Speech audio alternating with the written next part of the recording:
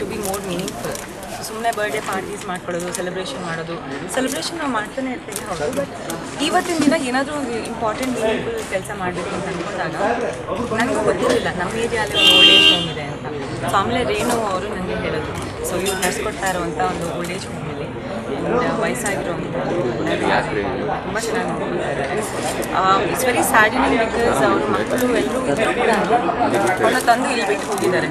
ಅವ್ರಿಗೆಲ್ಲ ಏನು ಕನಸಿರುತ್ತೆ, ಅವ್ರ ಮಕ್ಕಳ ಜೊತೆ ಮೊಮ್ಮಕ್ಕಳ ಜೊತೆ ಎಲ್ಲ ಆಟ ಆಡಬೇಕು ಅಂತೆಲ್ಲನೂ ಕಂಡಿರ್ತಾರೆ.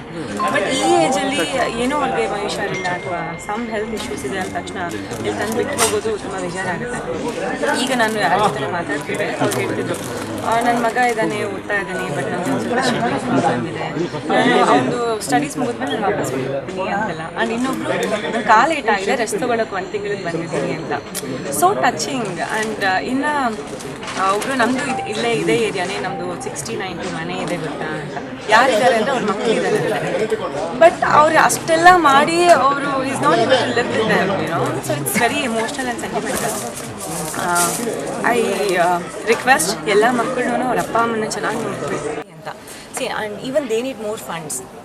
ಅವರೊಬ್ಬರೇ ಮಾಡ್ತಾ ಇದ್ದಾರೆ, ಡಾಕ್ಟರ್ಸ್ ಈ ಜಾಗ ಅವ್ರದ್ದು. ಸೊ ಅವ್ರು ಮಾಡ್ತಾ ಇರೋವಂಥ ಇದು ಉದ್ದೇಶ. ಸೊ ತುಂಬ ಸಾಕಷ್ಟು ಜನ ದುಡ್ಡಿನ ಮುಖಾಂತರ ಆಗಿರ್ಬೋದು ಅಥವಾ ಮೆಡಿಸಿನ್ಸ್ ಆಗಿರ್ಬೋದು, ಇನ್ನೂ ಏನು ಬೇಕಿದ್ರೂ ಹೆಲ್ಪ್ ಬಂದು ಮಾಡಿದ್ರೆ ಅವ್ರಿಗೂ ಅನುಕೂಲ ಆಗುತ್ತೆ.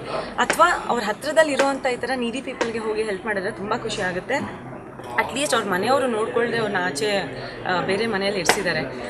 ನಮ್ಮ ಕೈಲಾದಷ್ಟು ನೋಡೋಣ ಅಲ್ಲ. So that's my wish.